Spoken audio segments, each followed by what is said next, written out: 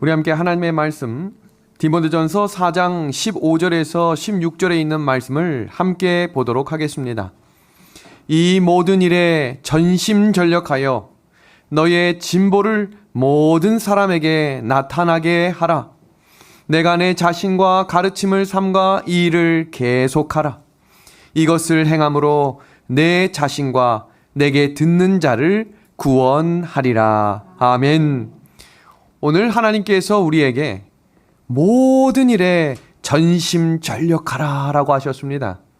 이 말씀은 하고 싶은 일만 하는 것이 아니라 하나님의 사업에 모든 일에 전심전력하라 라고 하셨습니다. 그리고 그냥 전심전력 열심히 하는 것으로 만족하지 말고 뭐라고 되어 있습니까? 진보, 발전되는 자가 되라 라고 말씀하십니다. 그리고 이렇게 말씀하시죠. 내 자신과 듣는 사람들을 뭐하게 하시겠다라고 이야기하셨습니까? 구원하시겠다라고 말씀하셨습니다. 새해에 우리의 발걸음이 하나님의 나라와 하나님의 일을 위해 전심전력함으로 믿음의 진보가 진행되는 귀한 한 해가 되기를 간절히 소망합니다. 이 다니엘 공부가 우리의 신앙이 자라나는 일에 하나님의 열매를 맺는 아주 중요한 걸음이 될 것으로 확신합니다. 오늘 이 시간 우리가 다니엘 17번째 시간을 위해 기도하고 우리가 다니엘 7장 두 번째 시간을 시작하겠습니다. 하나님 우리 아버지, 하나님께서 미래를 향해 보여주시는 예언의 말씀을 통해 하나님이 살아계시며 우리의 삶에 개입하시며 가장 선한 길로 우리를 이끌어주시는 분을 확신하는 시간이 되기를 원하오니 성령께서 이 시간 자리에 함께하여 주시옵소서. 우리에게 갈 길과 할 일을 분명하게 가르쳐 주셔서 전심전력함으로 하나님의 일에 진보된 귀한 한 주간 한 달이 될 수 있도록 은혜 내려 주시기를 예수 그리스도의 이름으로 간절히 기도하옵나이다. 아멘. 마태복음 4장에는 예수님이 시험 받으신 세 가지 시험이 기록되어 있습니다. 돌이 떡이 되게 하고, 높은 곳에서 뛰어내리고, 세 번째 엎드려 경배하라 라고 말씀하셨습니다. 이 세 가지는 단순히 예수님께서 받으신 시험뿐만이 아니라 영감의 글은 우리에게 이렇게 권면하고 있습니다. 많은 사람들은 그리스도와 사단 사이의 이 투쟁이 그들 자신의 생애와 특별한 관계가 없는 것처럼 바라본다. 그러므로 그들은 그것에 거의 관심이 없다. 그러나 모든 인류의 마음 가운데에서 이 투쟁이 되풀이된다. 그러니까 예수님이 받으신 이 세 가지 시험은 마지막 시대를 살아가는 하나님의 백성들에게 똑같이 있겠다는 것입니다. 그래서 오늘 우리는 이 예배 서두 시간에 예수님이 받으신 세 가지 시험과 그 세 가지 시험을 이기신 예수님의 극복 방법을 배워서 이 마지막 전투, 선악의 싸움을 이길 수 있는 원리를 살펴보고자 합니다. 예수님이 받으신 첫 번째 시험은 돌이 떡이 되게 하라는 것이었습니다. 그것은 하나님이 금하신 식욕과 정욕에 대해 하나님을 신뢰하기보다 자신의 욕구를 따르려는 유혹입니다. 먹는 것만큼 유혹이 또 없죠? 사람들이 가장 약한 것 중에 한 가지가 먹는 것입니다. 정말로 믿음이 좋으신 한 집사님이 계셨습니다. 정말로 신실하신 분입니다. 그런데 뭘 못 참냐면 배고픈 걸 못 참아요. 배고픈 걸. 그럼 무슨 일이 있을 때 이 집사님이 어딘가 계신가 보면 항상 제일 먼저 가장 음식의 자리에 앞장서 있는 걸 보게 되었습니다. 마찬가지로 금하신 음식도 이 절제하는 것이 왜 중요한가? 먹고 사는 일을 하나님의 인도 없이 스스로 해결하는 유혹을 말하는 것입니다. 본능대로 살라고 하는 이 유혹에 성경은 말씀대로 살아라 라고 권면하고 있습니다. 우리의 본능이 말씀으로 훈련되고 길들여져야 우리의 본능이 하나님의 원칙의 지배를 받게 되는 것입니다. 본능대로 살면 사탄의 시험에 넘어갈 것입니다. 그래서 우리는 절제라고 하는 성령의 열매를 맺을 수 있도록 기도하셔야 합니다. 두 번째 시험은 뛰어내리라는 시험입니다. 도대체 뭘 의미하는 것인가? 자기를 과시하고 드러내고 싶은 욕망으로부터 주의하라는 것입니다. 성경 요한일서 2장 15절에서 16절의 말씀입니다. 이 세상이나 세상에 있는 것들을 사랑하지 말라. 누구든지 세상을 사랑하면 아버지의 사랑이 그 안에 있지 아니하니 세상에 있는 모든 것이 다 아버지께로부터 온 것이요 세상으로부터 온 것이니라. 누군가와 대화를 할 때 5분, 10분 안에 이분이 참 자기를 과시하려고 하는구나 라고 느낄 수 있는 이야기들이 있죠. 이거 내가 했고 이거 내가 했고 이 일 다 내가 했다. 1시간이 부족합니다. 자신의 공로, 자신의 걸어온 길들이 하나님의 은혜임을 고백하기보다 내가 이룬 성과와 공로를 드러내는 것을 주의하라는 것입니다. 성경 예레미야 9장 23절은 우리에게 이렇게 말씀합니다. 여호와께서 이와 같이 말씀하시되 지혜로운 자는 그의 지혜를 모하지 말고 자랑하지 말고 용사는 그의 용맹을 모하지 말고 자랑하지 말고 부자는 그의 부함을 자랑하지 말아라. 우리가 교회를 올 때나 사람을 만날 때 가능하면 본인이 갖고 있는 것 중에 가장 좋은 옷을 입으려고 하고 본인이 가진 샌드백 중에 가장 좋은 백을 들고 가려고 하는 그 이유들을 성경은 자랑하지 말라라고 이야기하고 있습니다. 그럼 우리는 무엇을 자랑하며 살아야 할까요?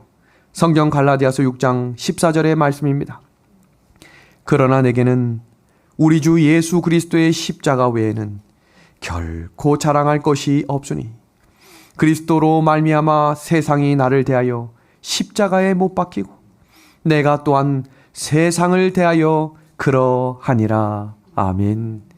예수님을 자랑할 수 있도록 예수님을 더 깊이 묵상하시고 예수님에 대해 더 깊이 생각하는 저 어린 믿음의 하늘 가족들이 되면 좋겠습니다. 그럼 마지막 세 번째, 엎드려 경배하라 라고 하는 이 말씀은 무슨 의미일까요? 마태복음 4장 8절에서 9절의 의미를 좀 같이 보겠습니다. 마귀가 또 그를 데리고 지극히 높은 산으로 가서 천하 만국과 그 영광을 보여 이르되 만일 내게 엎드려 경배하면 이 모든 것을 내게 주리라. 이 의미는 십자가를 포기하고 사탄의 지배하에서 통치권을 가지라 라고 하는 유혹입니다. 이것이 왜 중요한 것인가? 예수님이 나를 따라올 때 자기 십자가를 지고 따라오라고 하셨죠. 그거 짊어질 필요 없다는 것입니다. 올 한 해 더 부하게 될 수 있도록, 올 한 해 더 명예에 가까워질 수 있도록, 더 권력에 가까워질 수 있도록 힘을 불어넣어 줄 테니 너의 십자가를 내려놓으라는 유혹입니다.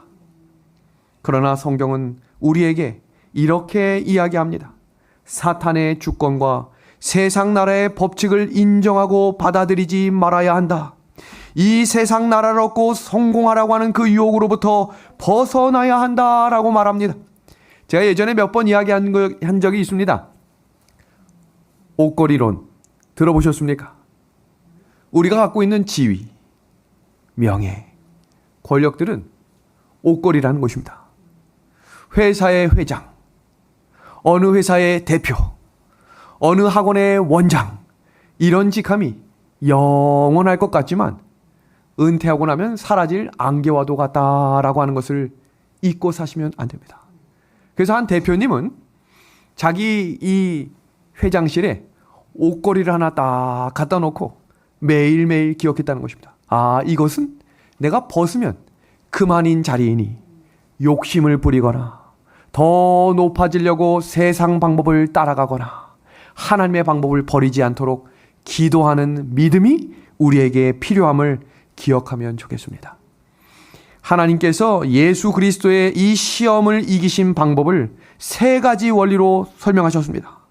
기록되었으되, 또 기록되었으되, 기록되었으되라고 말씀하시며 말씀의 사람, 성경의 사람이 되어야 이 세 가지 마지막 때에 다가올 여러 가지 시험들과 유혹들을 극복할 수 있는 하나님의 사람이 되겠다고 우리에게 권면해주고 계십니다.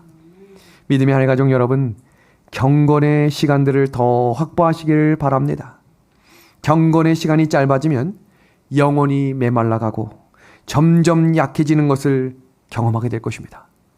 점점 늦게 자고 점점 늦게 일어나는 대신 점점 일찍 자고 점점 일찍 일어나는 믿음의 발걸음이 회복되시기를 간절히 소망합니다. 제가 왜 오늘 이 다니엘 공부를 하면서 이런 말씀을 하냐면, 오늘 다니엘 7장에 나오는 매우 중요한 한 사건의 장면, 작은 뿔의 이야기를 배우기에 앞서서 내 짐승에 대해서 배울 것인데, 이 내 짐승의 사건과 사건 사이사이마다 하나님의 개입에 사용되는 사람들의 특징은 모두 다 경건의 시간을 가졌던 사람들이었다는 것입니다.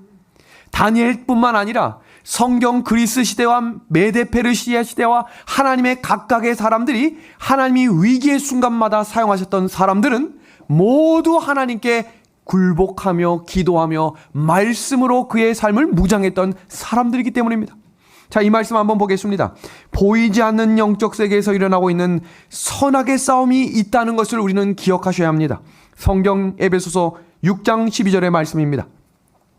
우리의 씨름은 혈과 육에 대한 것이 아니요 정사와 권세와 이 어둠의 세상 주관자들과 하늘에 있는 악의 영들에게 대함이라. 왜 우리의 삶에는 매일매일 연속 마음 가운데 갈등이 일어나는 것일까요? 왜 매일매일 내 삶 가운데 무거운 짐이 있다고 생각되고 해결해야 될 문제가 있다고 생각하는 것일까요? 그것은 이 세상은 전쟁터이기 때문입니다. 선악의 전쟁터입니다. 오늘 하루도, 어쩌면 오늘 밤에도, 아니면 내일 하루 동안 우리는 그런 싸움을 싸워야 하는 사람들입니다. 그래서 오늘 이 성경에서 이야기하고 있는 원리를 정확히 알고 전진하셔야 하나님께서 어떤 방법으로 우리를 지키시고 인도하시는지를 알 수 있다는 것입니다. 성경 창세기 1장 28절입니다. 하나님이 그들에게 복을 주시며 그들에게 이르시되 생육하고 번성하여 땅에 충만하라. 땅을 정복하라. 바다의 고기와 공중의 새와 땅에 움직이는 모든 생물을 다스리라 하시니라. 하나님이 말씀하셨어요. 이 땅의 주권자는 하나님이며 너희는 관리자라는 사실을 잊으면 안 된다라고 말씀하셨습니다. 마찬가지로 지금 우리가 가지고 있는 모든 시간, 물질, 자녀, 가족 다 누구 것입니까? 하나님의 것입니다. 우리는 뭐하는 사람? 관리하는 사람임을 잊으시면 안 됩니다. 그것을 하나님께서 온 우주의 주인이심을 말씀하셨습니다. 근데 사람이 그것을 선악과를 먹음으로 사탄의 유혹에 넘어가 관리권이 사탄에게 넘어가 버렸습니다. 그래서 사탄은 예수님을 시험하며 마태복음 4장 8절과 9절에 나에게 절하면 이 모든 관리권을 너에게 주겠다라고 말씀하셨습니다. 그 관리권을 빼앗을 수 있는 방법은 뭐였습니까? 십자가에 달리는 것이었습니다. 그럴 필요 없다. 그런 수고할 필요 없다. 나한테 뭐하면 저라면 주겠다는 것입니다. 선악의 싸움을 임시로 사탄에게 넘어간 지구의 관리권을 하나님이 다시 찾으시려고 하고 사탄은 그것을 넘겨주지 않으려고 하는 싸움에서 일어나는 싸움이 바로 선악의 싸움이었습니다. 이 싸움은 인간이 범죄한 즉시 선포된 창세기 3장 15절에서 하나님이 그 결과를 선포하셨습니다. 오늘도 제가 오후 시간에 장로교회 한 권사님과 깊은 통화를 하는 시간이 있었습니다. 그분이 가지고 있었던 질문은 이거였어요. 창세기 3장 15절이 이해가 안 됩니다. 그래서 성경을 여러 번 읽지 않으셨습니까? 20번을 넘게 읽으셨대요. 근데 성경이 중간중간 해결이 안 된다는 것입니다. 그래서 제가 성경 공부를 언제 해보셨습니까? 했더니 목사님의 설교만 듣는 것으로 지금 20년을 지내오셨다는 것입니다. 지금이 깨어날 때입니다. 하나님께서 이 말씀마다 그 시대에 따라 정확히 깨달고자 하시는 하나님의 영적인 생명의 말씀입니다. 이 말씀은 창세기 3장 15절의 말씀의 시작을 한번 이 그림을 통해 설명드리도록 하겠습니다. 이 장면은 아담과 하와가 선악과를 먹고 난 직후에 하나님께서 그들을 찾아오셔서 이야기하는 장면입니다. 여기에 등장인물이 4명이 있습니다. 첫 번째 누굽니까? 하나님, 두 번째요 아담, 세 번째 하와, 네 번째 뭡니까? 사탄, 뱀입니다. 요 네 명의 주인공이 등장해서 시작되는 이야기가 창세기 3장 15절에 선악과를 먹은 직후에 예수님께서 질문하십니다. 왜 먹었냐? 그랬더니 아담은 하와, 하와는 뱀, 뱀한테 질문하지 않으셨습니다. 왜냐하면 죄의 시작, 사탄이기 때문입니다. 자, 그러면 그 선포하는 장면, 창세기 3장 15절의 말씀, 이제 지구와 인류를 다시 찾겠다라고 선포하시는 장면을 함께 보겠습니다. 내가 너로, 이 너는 누굽니까? 너로, 사탄, 뱀입니다.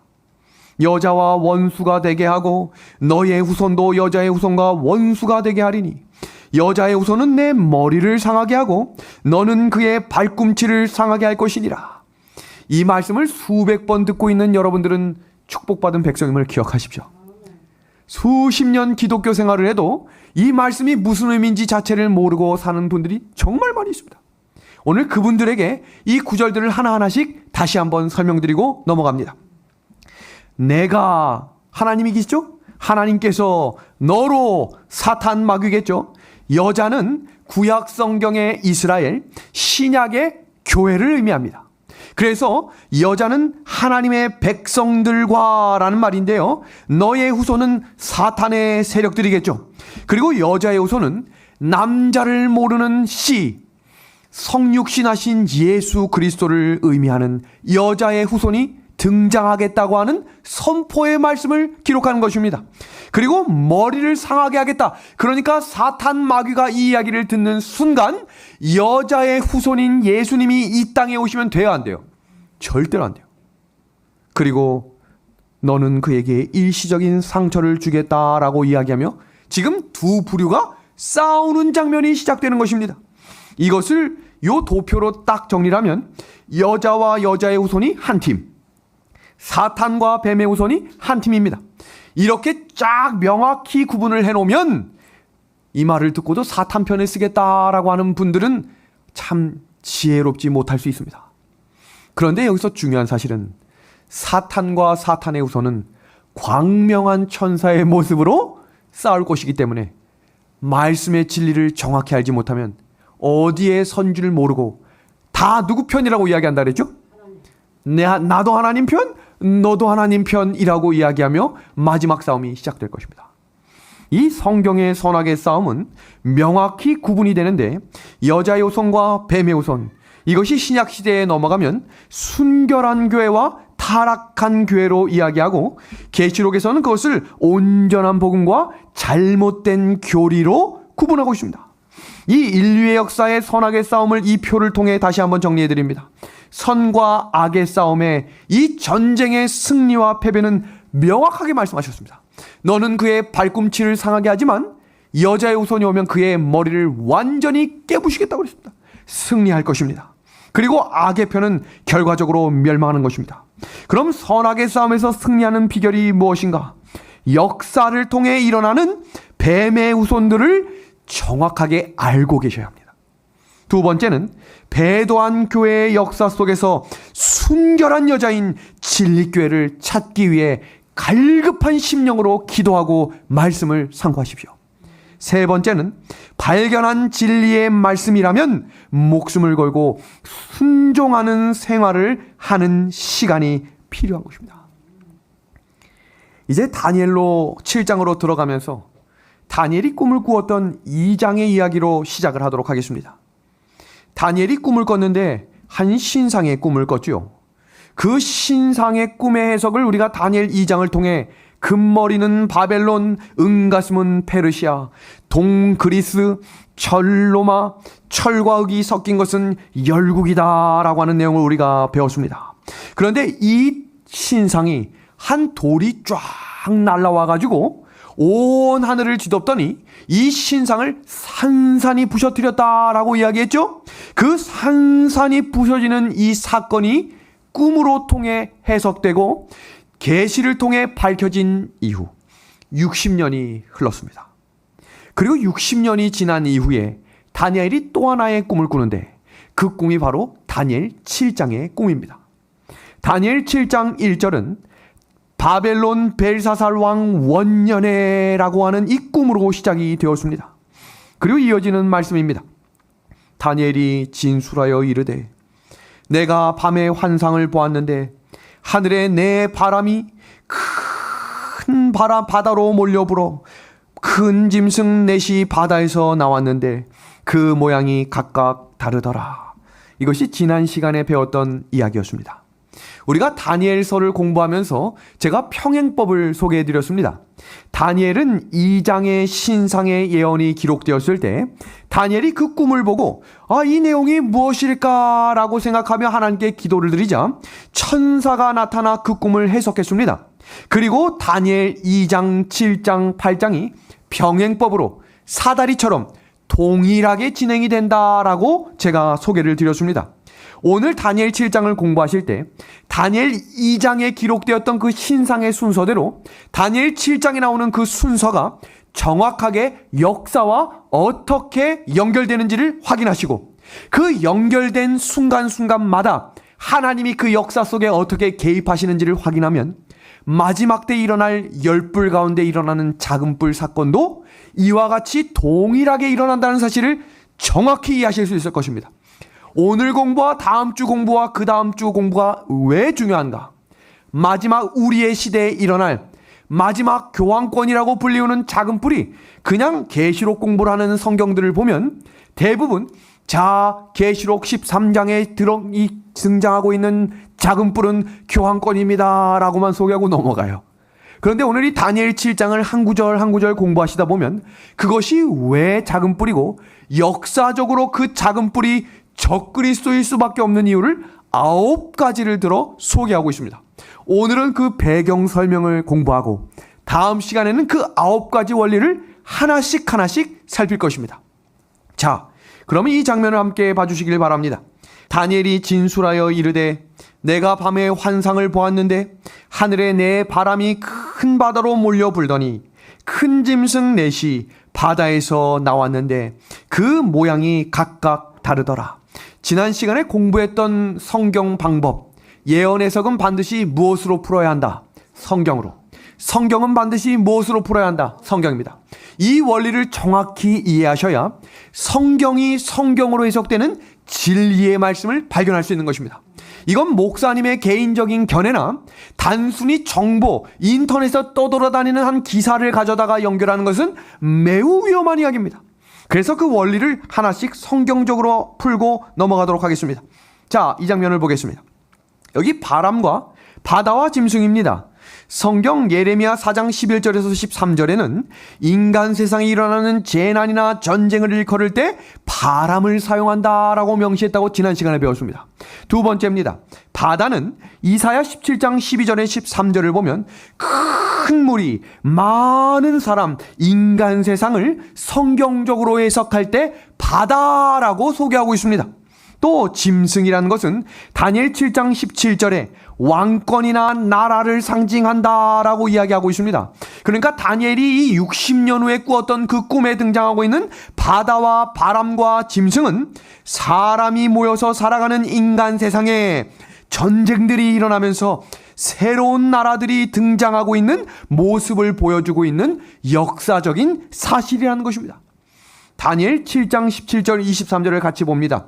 그 내 짐승은 뭐라고 이야기합니까? 네? 왕이고 넷째 짐승은 뭐라고 이야기합니까? 나라다라고 이야기하고 있습니다. 자, 이 그림을 한번 봅니다. 이 금신상에서 등장하고 있는 이 장면은 신상의 재질이 바뀔 때마다 금에서 은으로 바뀔 때마다 나라가 바뀌고 있지요. 그렇다면 성경 다니엘 7장에 나오는 이 장면은 짐승이 바뀔 때마다 나라가 바뀐다라고 하는 이 전개 과정을 이해하셔야 합니다. 첫 번째 등장하는 짐승은 사자로, 두 번째 등장하는 짐승은 곰으로, 세 번째 등장하는 짐승은 표범으로, 네 번째 등장하는 짐승은 이름이 없어요. 무서운 짐승이라고 하는데 대체적인 신학자들은 이 짐승을 괴물로 표현하고 있습니다. 그리고 마지막에 열국으로 표현된 이 나라를 이곳에서는 열뿔로 소개하고 있습니다. 그리고 이 열뿔 중에 한 뿔이 올라와 새 뿔을 뽑아버리는 그 뿔을 성경에서 무슨 뿔이라고 이야기하는 거예요? 작은 뿔이라고 말하고 있는 것입니다. 다니엘 2장의 신상과 다니엘 7장의 네 짐승과 이 네 나라, 네 짐승에서 말하는 이 네 나라는 어떤 의미일까? 자, 이 내용을 아주 재밌는 스토리식으로 오늘 한번 공부해 보도록 하겠습니다. 바다에서 올라온 네 짐승은 역사적으로 어떤 나라들일까? 다니엘 2장과 7장은 평행법, 병행구조라고 소개해 드렸죠? 네 금속, 네 짐승, 네 나라입니다. 우리가 성경 본문을 살피기 전에 바다에 등장하는 네 동물들을 그래픽으로 한번 보여드리겠습니다. 바다에서 한 짐승이 휙 올라왔는데 이 짐승은 얼굴은 사자인데 등에 뭐가 붙어 있다고 되어 있어요? 독수리 날개. 두 번째, 또 다른 짐승이 바다에서 휙 올라오는데 곰 하나가 올라와가지고 몸 한편을 혹 들고 입에 새 갈빗대를 물고 있다라고 이야기하고 있습니다. 세 번째는 표범이 날려오는데 얼굴이 4개고 날개가 4개가 등장합니다. 네 번째 등장하는 짐승은 괴물로 10뿔 있고 철로 된 이가 기록되어 있습니다. 이 장면들을 성경으로 하나씩 확인합니다. 다니엘 7장 4절입니다. 첫째는 사자와 같은데 독수리의 날개가 있더니 내가 보는 중에 그 날개가 뽑혔고 또 땅에서 들려서 사람처럼 두 발로 서게 함을 받았으며 또 사람의 마음을 받았더라. 자, 여기 한번 그림을 볼까요? 첫째 짐승은 사자다라고 이야기했는데 다니엘 7장이 다니엘 2장과 병행이라고 그랬죠. 그럼 다니엘 2장에 나오는 금머리였던 나라, 어떤 나라였습니까? 바벨론입니다. BC 605년에서 539년에 찬란한 금나라를 이루었던 바벨론. 다니엘 2장이 금머리입니다. 그럼 이 금머리 바벨론 사자가 의미하는 것은 도대체 무엇을 의미하는 것일까? 하나씩 살핍니다. 내가 보는 중에 그 날개가 뽑혔고 독수리의 날개가 뽑혔습니다. 그럼 자 보겠습니다. 독수리의 날개를 달고 나왔는데 독수리의 날개가 뽑혔답니다. 그럼 이 사자는 원래의 힘보다 어떻게 됐겠습니까? 힘이 아주 약해졌겠죠. 이 날개가 뽑혔다라고 하는 것은 날개가 없는 독수리는 빠르지 못할 뿐만 아니라 힘을 다 빼앗겼다라는 것을 의미합니다. 맹렬히 시작했지만 힘을 잃게 될 것을 의미하는 것입니다.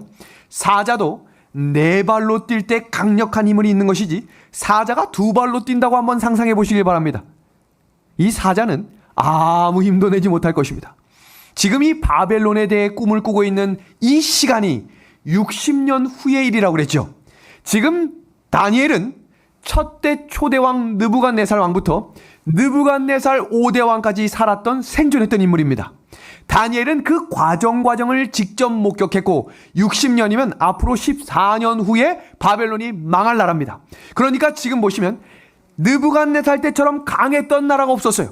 점점 쇠약해지고 나약해지는 나라들을 보고 있으면서 다니엘이 어떻게 이럴 수 있느냐 기록했던 구절이 바로 다니엘 7장 4절입니다. 바벨론이 몰락해가는 과정에 대해 표현한 이야기입니다. 다니엘 7장 1절에 바벨론 벨사살 원년에 망하기 14년 전에 이미 날개가 뽑히고 사자가 2발로 서 있는 이미 한쪽 나라의 메데 페르시아라고 하는 나라가 일어나서 전 지역에 있는 나라들을 조금씩 점령해 갖고 있었던 시대에 꾸었던 꿈이 다니엘 7장 1절의 꿈이었습니다. 다니엘이 본 바벨론의 몰락 과정입니다. 다니엘 7장 4절의 말씀을 보겠습니다. 여기 보면 또 사람의 마음을 받았다라고 이야기하고 있는데 이 장면을 딱 보시면 짐승이 사람의 마음을 가졌다. 누구입니까? 다니엘 4장에 기록되어 있는 느부갓네살이 7년 동안 짐승의 마음을 받았던 장면을 성경에서 소개하고 있는 것입니다. 하나님은 첫째 짐승이 바벨론임을 가르쳐 주시기 위해서 하나님께 굴복한 느부갓네살의 회개의 경험까지 다니엘 7장 4절에 기록하시며 이 나라가 어떤 나라임을 명확히 소개하고 있는 거예요. 바벨론임을 소개하고 있는 것입니다. 짐승 가운데 가장 강력한 왕 바벨론. 사자, 하늘의 왕 독수리, 두 발을 쓰고 날개가 뽑히면 아무 힘도 없는 나라가 될 것임을 하나님이 말씀하셨고, 정말로 그 말씀대로 이루어진 예언의 말씀을 가르쳐 주신 우리 하나님께 감사하는 시간이 되기를 간절히 소망합니다. 그리고 이제 두 번째 이야기, 둘째 짐승입니다. 다니엘 7장 5절의 말씀입니다. 또 보니 다른 짐승 곧 둘째는 곰과 같은데 그것이 몸 한쪽을 들었고 그 입의 이사이에는 새 갈빗대가 물렸는데 그것에게 말하는 자들이 있어 이르기를 일어나서 많은 고기를 먹으라 하였더라. 이 구절들을 읽을 때마다 어렵다고 느끼실 수 있지만 이 말씀들을 연상기법, 왜 팔을 들었을까? 왜 갈빗대를 물었을까라고 하는 것은 우리가 지금 짐승, 그럼 성경에서 뭐를 의미한다 그랬죠? 나라라고 그랬죠. 바다와 바람과 짐승은 모두가 사람과 나라를 일컫는 말들입니다. 그러니까 이 갈빗대를 물었다라고 하는 것도, 한 발을 들었다라는 것도 다 백성과 나라와 연관성이 있다는 것을 기억하며 이 구절을 읽으시면 내용의 이해가 더 쉽게 되실 것입니다. 자, 그러면 두 번째 짐승, 곰입니다. 신상에서 두 번째 은나라, 두 팔을 끼고 있는 이 은나라는 어디였습니까? 페르시아였습니다. BC 539년에서 331년까지 이 다니엘 2장의 은팔, 페르시아입니다. 금보다 못한 페르시아가 나타나 바벨론을 무너뜨렸습니다. 사자보다 못한 곰이 일어나, 그러니까 이렇게 연상을 하시는 거예요. 금보다 은은 가치가 없습니다. 그런데 그 가치가 없는 것일지라도 하나님께서 역사 가운데 개입하실 때 더 강력해 보이는 나라가 쉽게 무너지고 하루 만에 무너졌죠? 이것처럼 두 번째 나라 곰이 갖고 있는 특징을 하나씩 살펴봅니다. 또 보니 다른 짐승 곧 둘째는 곰과 같은데 그것이 몸 한쪽을 들었고, 제가 이 이야기는 2시간 전에 소개할 때, 이 고레스를 소개할 때 15분 동안 아주 자세하게 설명을 했기 때문에 간단하게 정리하고 넘어가겠습니다. 메대보다 페르시아가 더 강력했던 것을 일컫는 이야기입니다. 메대와 페르시아는 형제 나라였지만 BC 550년에 페르시아가 메디아를 흡수하는 장면을 일컬어 몸 한쪽을 들었다라고 소개하고 있습니다. 두 번째입니다. 그 입 이사이에 새 갈빗대를 물었다라고 하는 장면은 페르시아는 바벨론을 무너뜨리기 이전에 벌써 세계 강대국을 무너뜨렸습니다. 그 나라는 바로 리디아, 바벨론, 애굽을 무너뜨렸습니다.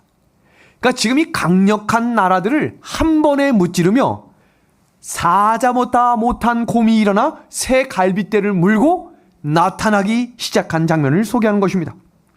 그렇다면 일어나서 많은 고기를 먹으라라고 하는 이 장면은 무엇을 의미하는 것일까요?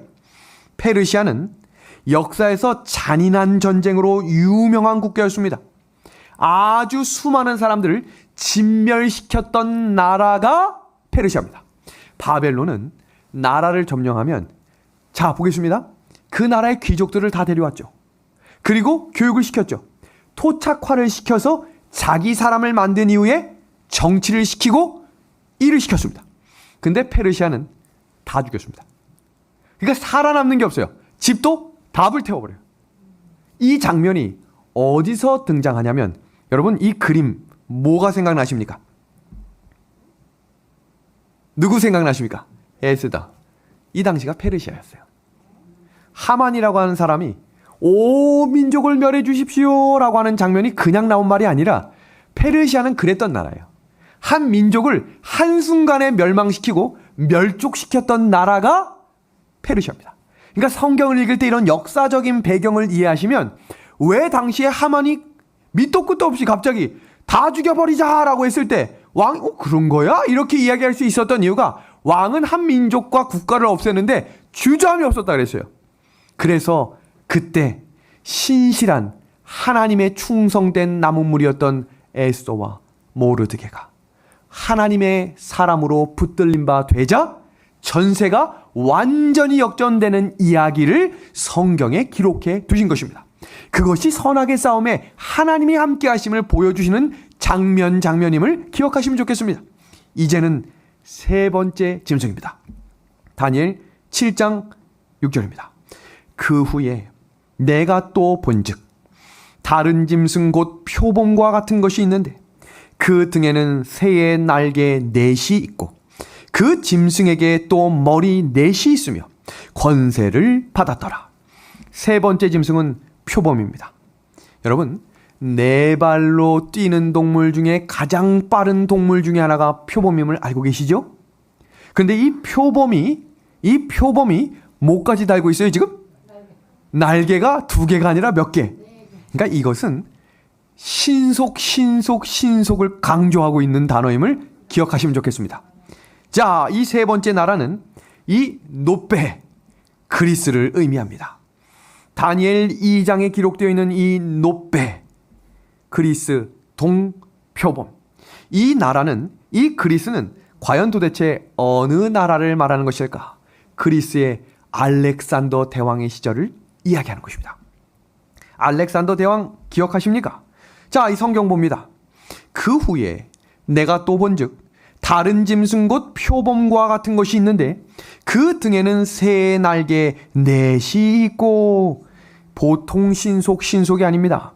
그의 나이 23살의 왕에 올라서 3만 5천 명의 기마 부대를 데리고 한 달 만에 페르시아를 정복하고 소아시아를 정복합니다. 이것은 역사적으로 가장 빠른 정복 전쟁임을 역사책에 기록되어 있습니다. 가장 빠른 정복 전쟁. 그런데 여기서 중요한 것은요, 여기 그림 한번 봐주세요.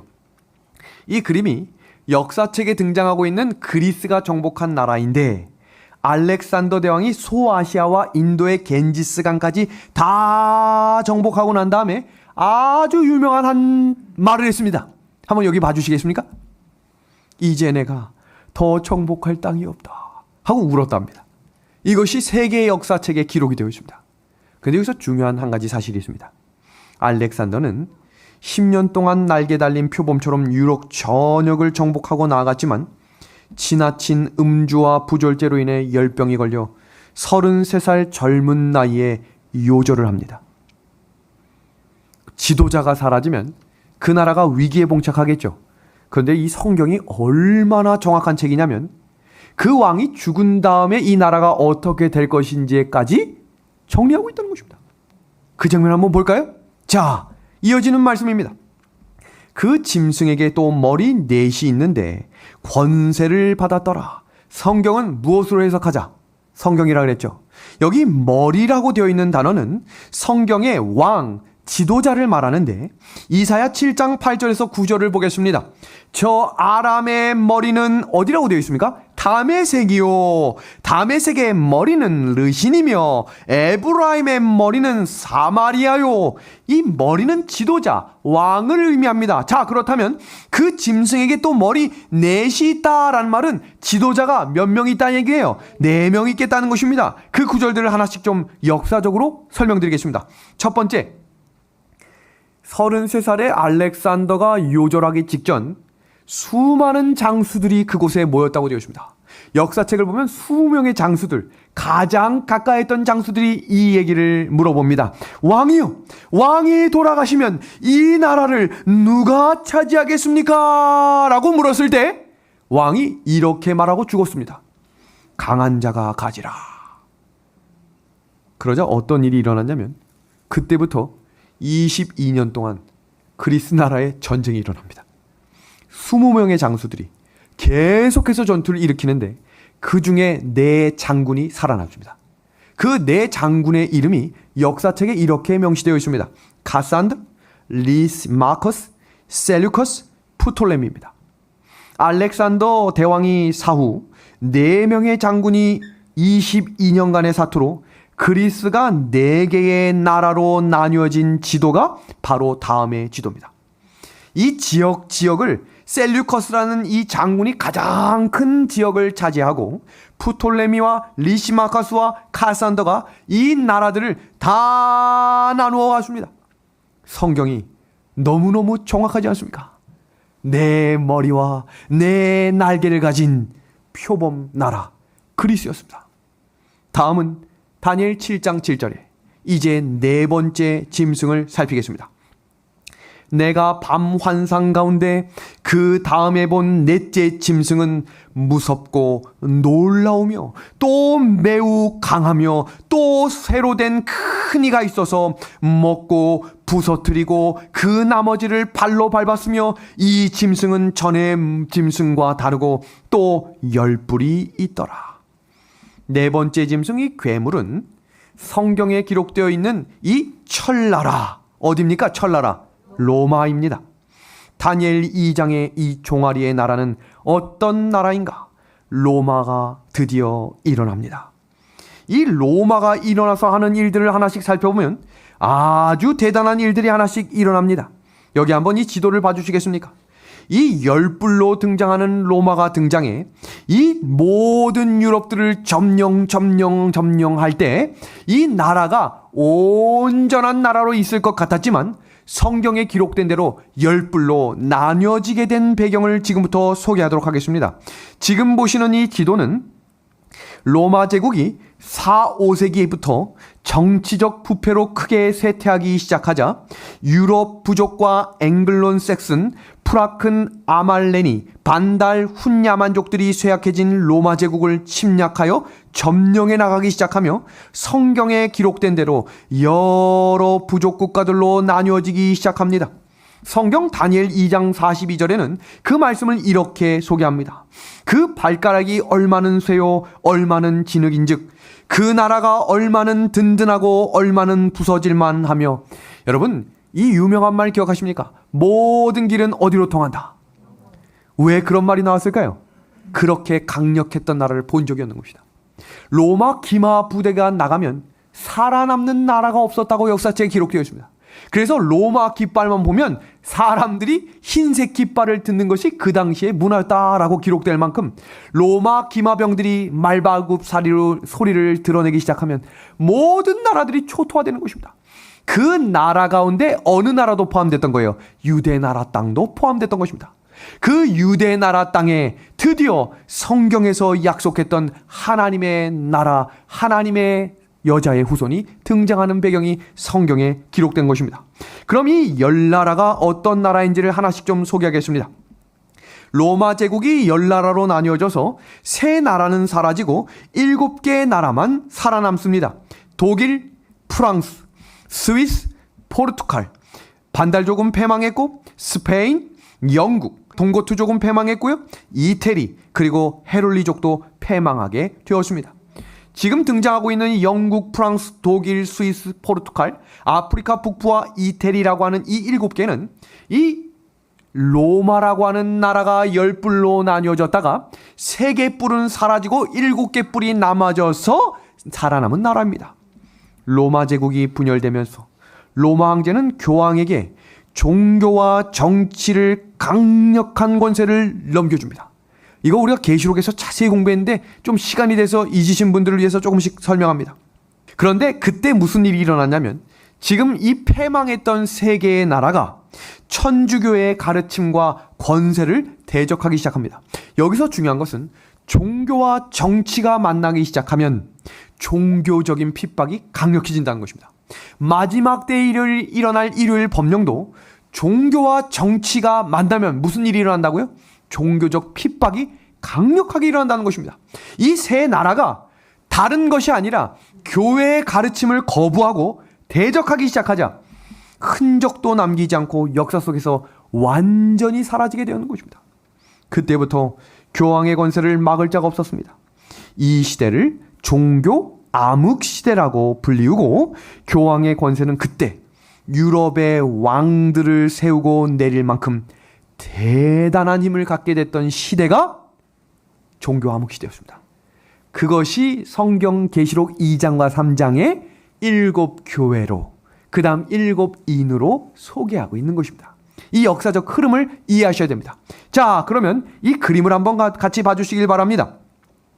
다니엘 7장에 등장하는 동물들 중에 왜 사슴이나 노루는 없을까요? 지금 등장하는 짐승 보세요. 사자, 곰, 표범, 이상한 괴물들이 등장하지요. 그 이유가 이 그림을 보시면 이해하실 수 있을 겁니다. 자, 여기 봐주십시오. 사탄이 인간 나라를 동원해서 하나님께서 인류를 구원하는 구속 사업을 집요하게 방해할 때마다 사용했던 장면이 세상의 강력한 나라들이었습니다. 지금 여기 보시면 이 파란색 테두리 안에 있는 영화로운 땅이라고 성경에 기록된 이 이스라엘을 이 땅에 누가 태어나기 때문에 영화롭다고 했을까요? 예수님입니다. 여자의 후손 예수님입니다. 자, 그럼 우리가 처음 공부했던 장면으로 다시 복습합니다. 여자의 후손이 태어나면 사탄의 뭐가 상하니까? 머리가 상하기 때문에 사탄은 자기가 안 죽으려면 여자의 후손이 태어나지 말아야 하고, 여자의 후손이 안 태어나려면 그 여자의 후손이 태어날 이스라엘이 다 없어져야 했던 것입니다. 여기에 선악의 싸움이 집중되어 있는 것입니다. 자, 한번 여기 봐주십시오. 애굽에서 바로가 나왔죠. 그 왕이 이스라엘 집에 남자아이가 나오면 다 죽이라고 말했습니다. 그것은 우연히 일어난 사건이 아니었어요. 왜요?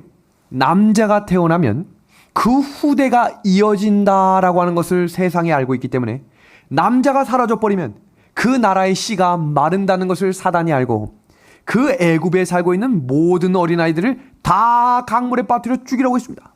그러나 그때에도 하나님은 보호의 손길로 하나님의 사람을 지키셨습니다.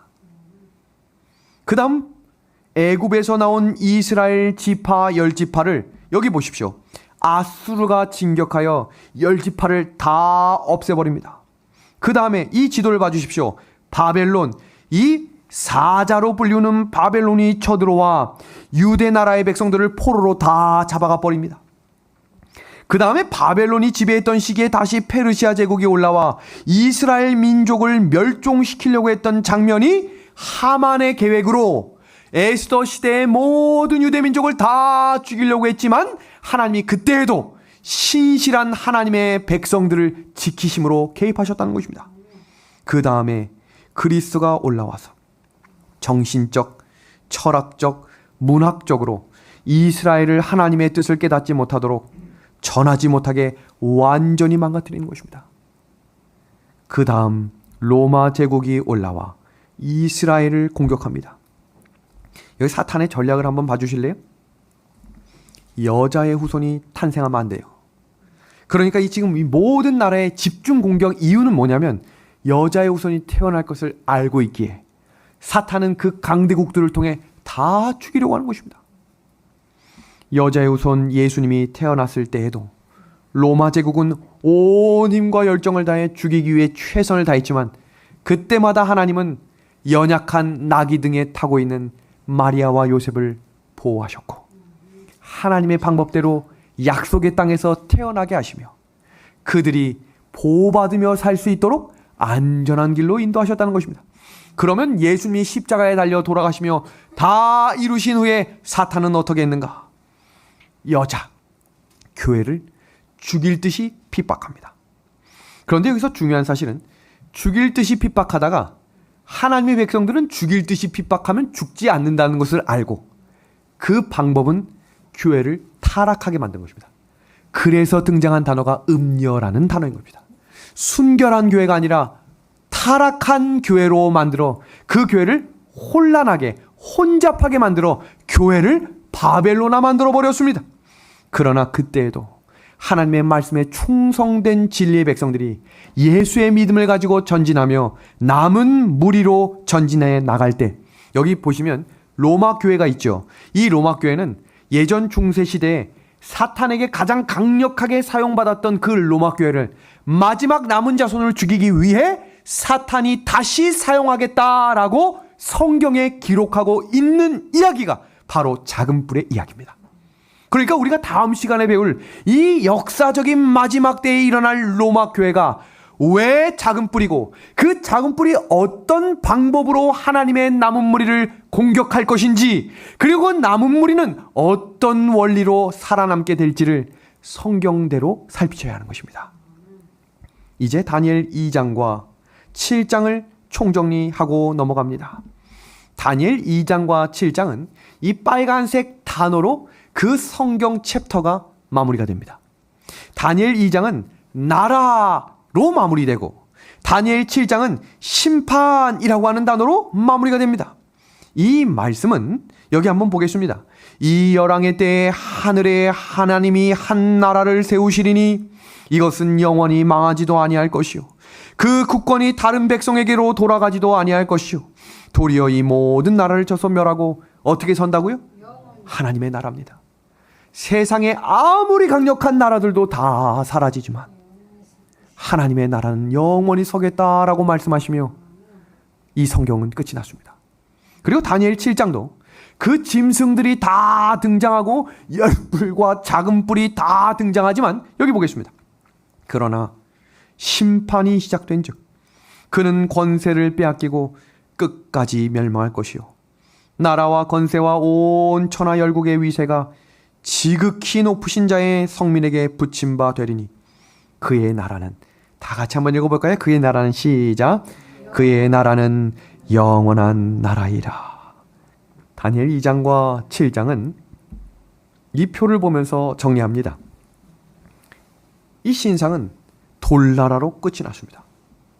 이 열뿔 중에 작은 뿔이 등장하는 이 마지막 동물도 하나님의 심판으로 끝이 났습니다. 그 나라가 바로 하나님의 나라입니다. 다니엘 2장에서의 그 돌나라는 예수님의 재림을 기록하고 다니엘 7장의 그 심판은 예수님께서 우리를 위해 재림하실 것을 강조하는 말씀입니다. 하나님을 대적하며 그 백성을 핍박하는 죄 많은 인간 나라의 역사는 하나님의 심판과 재림으로 끝난다는 사실을 이 네 짐승을 통해 보여주시는 역사를 확인하시고 성경은 성경대로 풀어야 하는 이 진리를 가지고 우리 하나님께서 말씀하시는 약속의 나라, 영원한 하늘나라에 들어가는 소망을 가지고 우리에게 주어지는 하루하루를 걸어가는 저와 우리 믿음의 하늘 가족들이 되길 소망하며 오늘 저녁 공부를 마치도록 하겠습니다.